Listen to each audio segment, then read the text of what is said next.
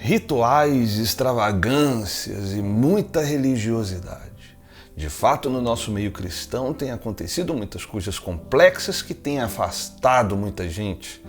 Mas ao lermos as Escrituras, será que de fato encontramos tanta complicação assim para termos um relacionamento saudável com o nosso Senhor? Nós vamos conversar um pouquinho sobre isso. Porém, antes, eu quero saber como é que você está. Você está bonzinho? Você está boazinha? Está na paz do Senhor? Está tudo certo? Espero que esteja tudo bem com você, meu irmão e minha irmã. Sejam muito bem-vindos aqui a esse canal, onde nós batemos um papo e conversamos sobre a Palavra de Deus. Está aqui, minha Bíblia abertinha, e nós vamos ler e meditar na palavra hoje. Mas antes eu queria que você já deixasse o seu like, se inscrevesse no canal, você que não é inscrito, e ative as notificações para você não perder nada que vai vir por aí. E deixe um comentário, compartilhe esse vídeo com mais pessoas, no mínimo 10, no mínimo 10. Sopidão, né? Mas tá bom. E fica comigo até o final. A prosa vai ser boa e vai ser muito importante também. O texto que eu quero compartilhar com vocês está lá em Hebreus, no capítulo 6, verso 19. Olha o que diz a palavra de Deus. Essa esperança é uma âncora firme e confiável para a nossa alma. Ela nos conduz até o outro lado da cortina, para o santuário interior. Jesus já entrou ali por nós e se tornou o nosso eterno sumo sacerdote, segundo a ordem de Melquisedeque. O autor de Hebreus estava aqui falando para os hebreus, obviamente, os filhos de Israel.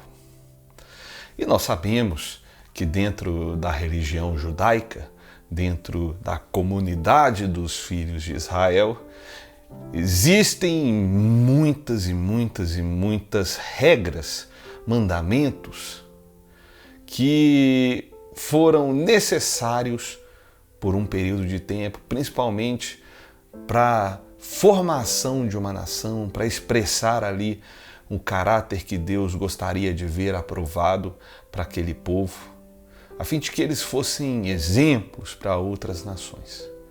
Nós sabemos que a história deles foi bem conturbada e que houveram muitas e muitas e muitas tristezas com aquele povo. Invasões, exílios. E a essa altura do campeonato, nós sabemos muito bem, né, quando o escritor de Hebreus fez esta carta, de que eles estavam ali sob o domínio do Império Romano. E havia naquele tempo uma grande expectativa pela vinda do Messias. E aí, o escritor de Hebreus, ele pega toda uma analogia dentro dos padrões e dos comportamentos e das regras estabelecidas ali para o culto judaico, vamos dizer assim, e insere Jesus Cristo defendendo que ele era o Messias e ele era o sumo sacerdote. E o que é o sacerdote e o que é o sumo sacerdote? O sacerdote são aquelas pessoas, na verdade os sacerdotes, né? São aquelas pessoas encarregadas pelo serviço no tabernáculo, posteriormente no templo. Tinha uma série de serviços ali que eles faziam na manutenção do templo, no cuidado com os animais, com as ofertas que recebiam, com a questão dos sacrifícios também, em relação a louvor, adoração, intercessão. O sumo sacerdote era aquele que entrava no Santo dos Santos para fazer ali a expiação dos pecados do povo uma vez por ano. Então eles tinham todo esse trabalho de intermediação entre Deus e a comunidade, e também eles tinham esse compromisso de zelar pelo tabernáculo e posteriormente pelo templo do Senhor. E esses sacerdotes, principalmente o sumo sacerdote, ele teria que ser descendente de Levi. Isso ficou estabelecido. Porque Arão, o primeiro sumo sacerdote, era da tribo de Levi. Foi algo estabelecido ali pela lei de Moisés, de que a família de Arão, a família de Levi, né, os descendentes no caso, seriam encarregados desse serviço sacerdotal.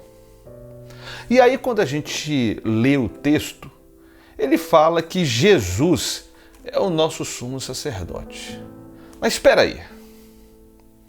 Jesus, até onde nós sabemos, é da tribo de Judá. Ele não seria da tribo de Levi. Como então Jesus poderia ser o sumo sacerdote, uma vez que ele não pertence à tribo de Levi?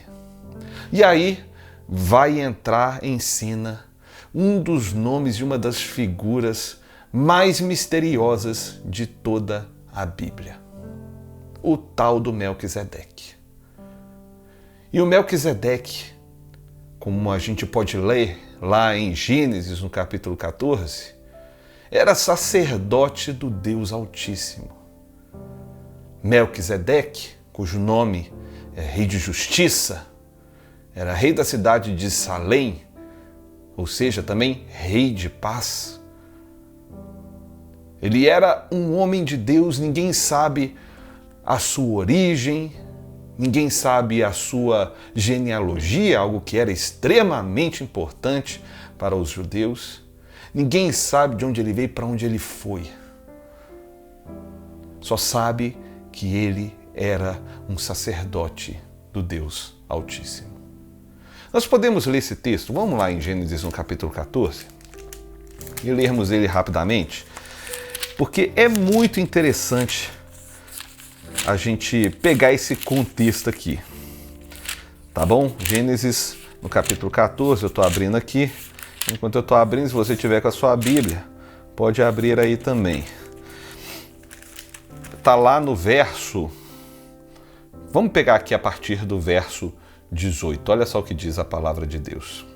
Melquisedeque, rei de Salém e sacerdote do Deus Altíssimo, trouxe pão e vinho e abençoou Abraão, dizendo: Bendito seja Abraão pelo Deus Altíssimo, Criador dos céus e da terra, e bendito seja o Deus Altíssimo, que derrotou seus inimigos por você.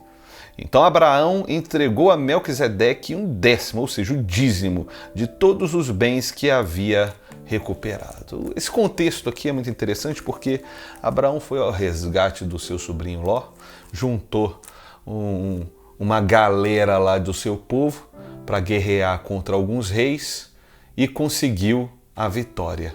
Deus deu a ele a vitória. Naquele tempo, as pessoas, quando ganhavam as suas batalhas, recuperavam os despojos de guerra, elas pegavam os bens daquelas pessoas que foram derrotadas e aí ficavam com aqueles bens. Abraão pegou esses bens e ofereceu 1/10, ou seja, o dízimo, a Melquisedeque, sacerdote do Deus Altíssimo. E naquele encontro, naquele culto, vamos dizer assim, Melquisedeque chegou com o quê? Pão e vinho. Uma cerimônia simples. Algo impressionante. E é muito interessante que quando você vai lá para o capítulo 7 de Hebreus, dá um pulo lá para o texto de novo, a gente lê no versículo 6 que Melquisedeque não era descendente de Levi, ele recebeu o dízimo e em seguida abençoou Abraão, que já havia recebido as promessas de Deus. E aí no verso 7 diz o seguinte: quem tem poder para abençoar é superior a quem é abençoado. Então, peraí, esse Melquisedeque é ainda maior, ainda maior do que o próprio pai Abraão. E naquele momento eles já estavam cultuando ao Senhor, invocando o nome do Deus Altíssimo, antes de qualquer tipo de mandamento, de constituição, de regras, de leis criadas para a nação de Israel. Lembrando que Melquisedeque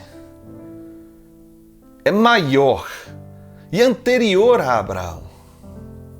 E Abraão vem antes de Isaque, que vem antes de Jacó, que vem antes de Levi, que vem antes de Arão e Moisés. Bem antes, mas bem antes de todo o sistema de leis de Israel ser criada, as pessoas já estavam cultuando a Deus.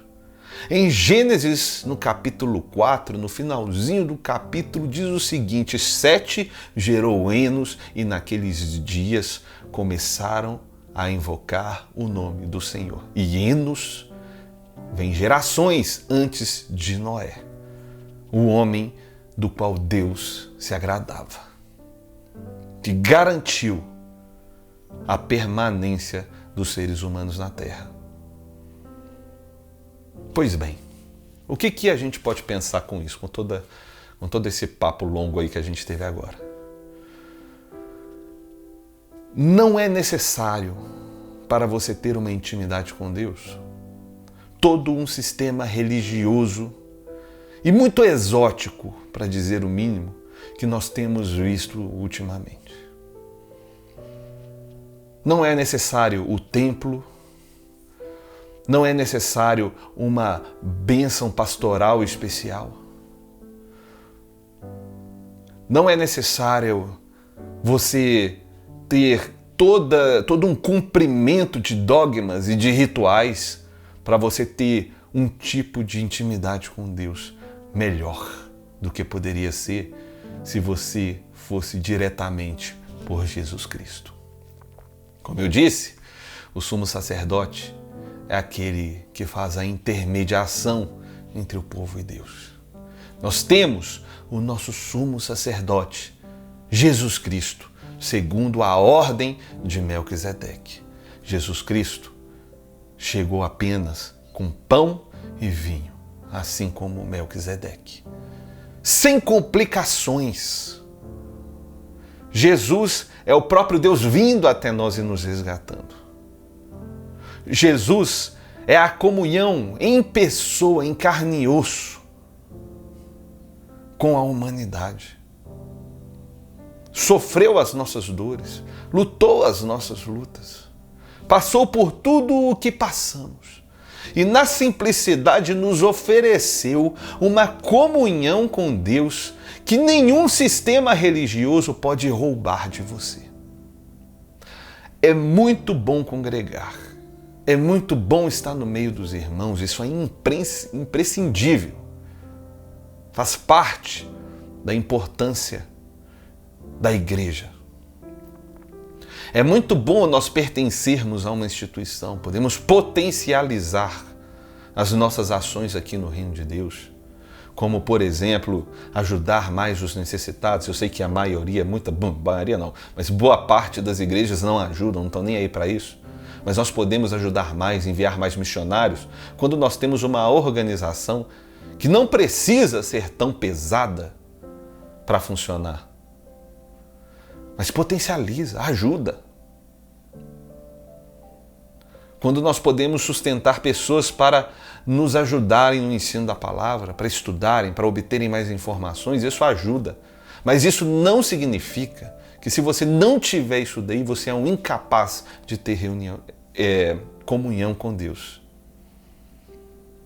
Lembre-se, Abraão se encontrou com o sacerdote do Deus Altíssimo e cultuou a Deus. Duas pessoas apenas, pão e vinho, cultuaram a Deus ali. A palavra do Senhor nos diz que aonde estiverem 2 ou 3 reunidos, ali o Senhor estaria. Isso é maravilhoso. Você pode fazer parte de uma congregação pequena, de um pequeno grupo, de uma célula, Você pode se encontrar com pessoas na praça, independente de onde você estiver, se ali estiverem cultuando de verdade o Deus Altíssimo em nome de Cristo Jesus, o nosso sumo sacerdote, ali é a igreja. E a gente precisa ser honesto quanto a isso. Não são rituais, não são dogmas, maneirismos que nos aproximam de Deus. Não são essas extravagâncias que a gente vê por aí que nos aproxima de Deus. É um coração rendido e grato ao Senhor. Um desejo profundo de adorá-lo e de agradá-lo de todo o coração. Isso sim é que garante a sua comunhão com Deus. E uma comunhão saudável. Porque muitas vezes essas extravagâncias, essas complicações e toda essa religiosidade, muitas vezes não, estou para dizer que na maior parte das vezes, isso daí é que faz com que as pessoas tenham uma fé doente e desanimem do Evangelho. Ou vivam uma vida cheia de problemas mentais e doenças que podem complicar ela totalmente. Não é isso que Deus quer, não. Ele quer uma comunhão saudável. E o relacionamento saudável com Ele é via Cristo Jesus, o nosso Senhor. Volto a dizer, eu amo estar numa instituição, eu pertenço, eu plantei uma igreja. É maravilhoso, nós ajudamos missões, nós estamos juntos, nós nos comungamos, a gente se alegra, a gente festeja, a gente louva junto, a gente ora junto, a gente aprende junto, a gente faz tanta coisa junto que é maravilhoso para o reino de Deus. Mas eu não posso enganar o povo do qual eu pastoreio, dizendo que é na minha igreja que existe comunhão com Deus, dizendo que é na minha igreja que existe salvação, e não é isso. É via Jesus Cristo, nosso sumo sacerdote, segundo a ordem de Melquisedeque. Que assim seja a sua vida, meu irmão e minha irmã. Não se deixe ser enganado ou enganada por essas retóricas que são ditas por aí. Não se deixe ser enganado ou enganada pela religiosidade opressora que existe por aí. Você é filha e filho do Deus Altíssimo por meio de Jesus Cristo, o nosso Senhor. E se você crê nele de todo o coração e o ama, pode ter certeza que o Espírito Santo te selou, ele te credenciou como um filho adotivo de Deus. Amém? Isso aí é maravilhoso, não é verdade? Então, vamos fechar os nossos olhos e orar rapidinho aqui. Ó Deus, muito obrigado por esta palavra e por esta esperança absoluta e firme que não se esvai. Obrigado porque agora nós temos um sumo sacerdote que é eterno. Nós não somos mais dependentes de pessoas mortais para fazer essa intermediação. Pessoas falíveis, como nós já lemos, como em 1 Samuel, os filhos de Eli, que tanto envergonhavam, Pai, o teu sacerdócio. Ó Deus, por favor, que nós tenhamos de fato a consciência e que nós possamos viver a consciência de que em Cristo nós temos comunhão e intimidade contigo. Somente em Cristo, Pai.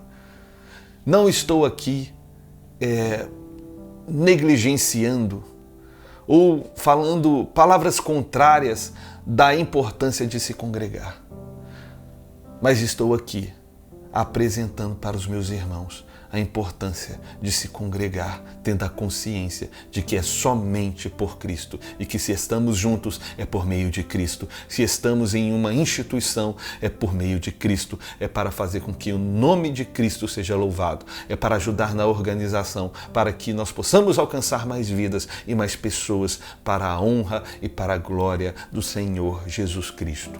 É isso que nós queremos. Não deixe que esse irmão e essa irmã sejam enganados. Não deixe que esse irmão e essa irmã que ainda não tiveram a oportunidade de ter esse conhecimento sejam enganados por tantas palavras, ó Pai, que colocam intermediadores entre Cristo e a igreja. Pai, eu peço que isso caia por terra e que muitos irmãos e muitas irmãs venham a ter a verdadeira consciência que Jesus Cristo é o Senhor para a glória de Deus, o Pai. Nós te amamos e rendemos louvores a Ti e te agradecemos por todo o Teu amor e graça derramado sobre as nossas vidas, no nome de Jesus. Amém. Amém. É isso aí. Que Deus abençoe muito você, meu irmão e minha irmã. A gente se vê em breve. Eu aguardo vocês nos próximos vídeos. Até mais.